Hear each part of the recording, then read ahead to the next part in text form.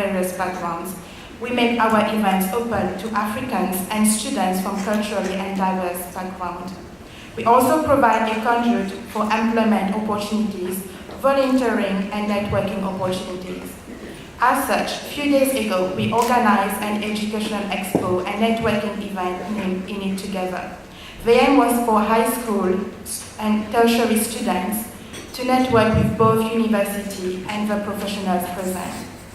Before concluding, if I can allow myself to say the following, in my personal opinion, work experience or internships should be included within all the courses, which could provide the experience most industries look for before employing graduate students. As such, both local and international students could increase the opportunities of employment after graduating. On these last words, I would like to wish you all the best within your career. Thank you very much.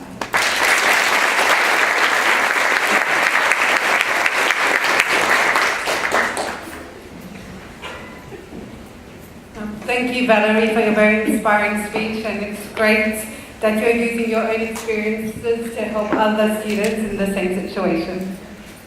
Now we'll move on to Sam Seo, who is a PhD researcher at the University of South Australia.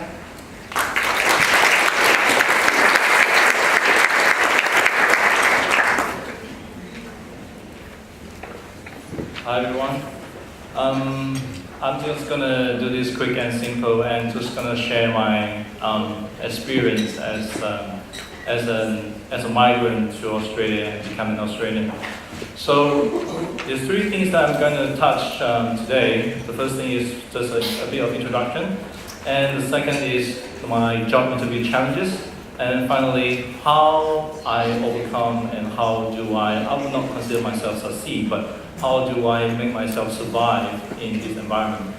So first of all, as I said earlier, I'm a Malaysian. I was a Malaysian, and I studied and grew up in Malaysia. But then I went to Solomon Island to work and further my study in high school. But then eventually I ended up in Australia. So I have a multilingual background. I speak Mandarin, I speak English, I speak Bahasa Malaysia, I speak South Pacific Islander Pidgin. I am very fluent in three major Chinese dialects: Cantonese, Huichao, Hokkien, Kenghua, and even some Japanese. So, but Japanese is not Chinese dialect anyway.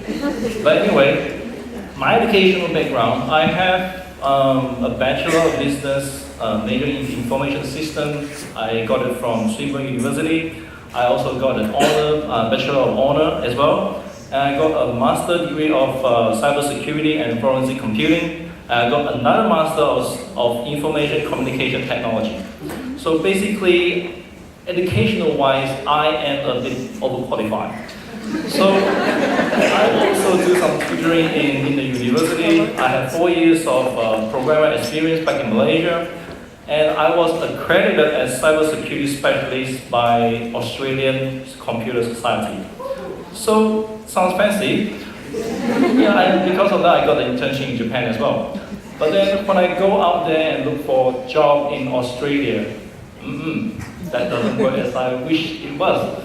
So I even go through some job agency, I go to interviews, and I talk to people, I participate in the Australian Computer Society events, I go to do some networking. But a lot of time when I talk to them or when I go to the interview, they will say to me, Sam, educationally you are overqualified, however, you do not have enough Australian work experience. I'm like, thank you for that. In my head, I'm thinking, if I'm not being accepted somewhere here, how am I going to get the job experience? So I try my best to work around and trying to do something from the bottom layer. I work as I used to work in the restaurant. I even work as in Vodafone, and trying to start from there. But for the professional job, it still doesn't get me anywhere. And in some places, I try to volunteer myself in some professional area. For for example, in some forensic department, for some security department, or even some networking computer area in council. But the door did not open. Too bad. So I am. They're telling all of them. They are telling me that I'm lacking in Australian working culture or working experience. Maybe I'm lack of understanding Australian working culture or system. So, for example, they will say that there's the procedure to follow, how to get some feedback, and there's a scope of responsibility. Maybe you're not so sure, or even some that I have some networking. My networking is not broad enough, so I'm not even accepted in sales. So all sort of feedback. So that doesn't really open so much. But then, how do I overcome all this? How do I end up today standing before you guys as a PhD researcher? So I started to volunteer myself in some places, for example, St. John, and those that are not sort of like money related. So I volunteered myself in MRC. I was inducted, I was trained, and I was given some office environment. And I was a mentor, I was an interpreter for the young migrants. I was helping some Rohingyas refugee as well, working with Yazdan, yes, and I was participating in some of the training and some of the seminars as well, like today. But before that, I was sitting down there, like you guys. So it broadened my experience and networking in local places, including some of the ethics, some of the culture, and understand some of the expectations, and know how to provide feedback, and even know how to dress. So that's good for me. So then eventually I found that maybe I should even upskill further. I mean, then that's why I go for the PhD research and trying to build my network in the university. And that is where I aim to do at the moment. So try to broaden my network in the university, and thank God I got my scholarship. I got my APS scholarship, which stands for Australian Prime Minister Scholarship, and now I'm pretty happy with that. Thank you very much, the MRC, for all the support and mentoring provided by Michelle. Where's Michelle? Provided by Michelle on behalf of MRC. She has been helping me so much in counseling and guiding me through some of the really, really tough times. Because a lot of time, I feel myself as an outspoken person. I speak a lot, I talk a lot, and at the same time, I'm not trying to share my ideas and opinion, but at the same time, I'm overqualified, but I'm not getting anywhere. So, thank you, Michelle, for helping me out on that.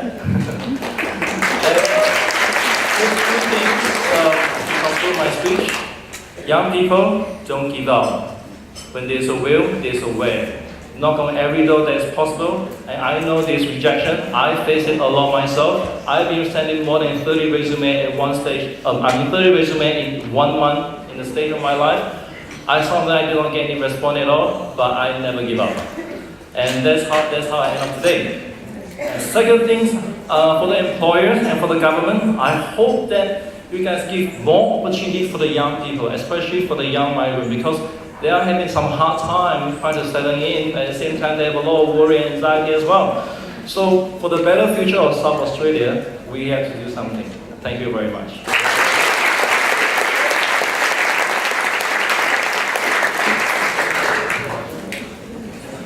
Thank you, Sam, for sharing your experience.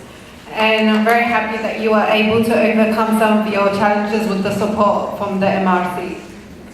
Can we have one more round of applause for our 3 young people?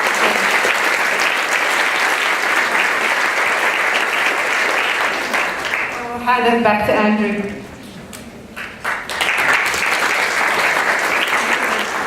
Thank you, Eva, for the great job chairing that session, and thank you to our speakers. I hope, like me, you're inspired by and challenged by their words. I was inspired by what they had to say, and I've got to say, really inspired by Ope's suit. That suit is amazing. I asked him before if I could maybe borrow it sometime. He said if I lose about 20 kilos, he might think about it. So not much chance of that. Thank you, guys. Well done. So now is the opportunity for you to discuss the issues and the ideas that have been presented. The idea this morning is that we've hopefully been stimulated to think about what are the issues, what are the barriers and challenges for young people from diverse backgrounds in accessing opportunities that will lead to employment. And now is the chance for you to discuss those things. So we've deliberately not allowed time for questions to the speakers because the intention is that hopefully their words have inspired you, they've challenged you, they've given you some things to think about, and now is the chance for you to discuss those at your tables. And so as I said, this is the chance for us to capture your thoughts, which is why we have a facilitator and a note taker at each table. Your note taker and facilitator are going to take you through a series of questions that will explore these issues, and then we'll come back together and find out a little bit about the conversations that you've been having.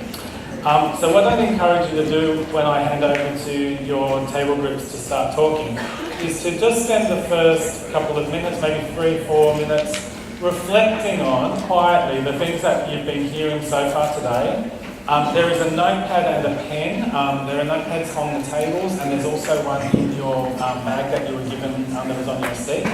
So spend a couple of minutes just reflecting on some of the things that you've been thinking about and hearing about. What's been resonating for you? What's some of the things that you've been challenged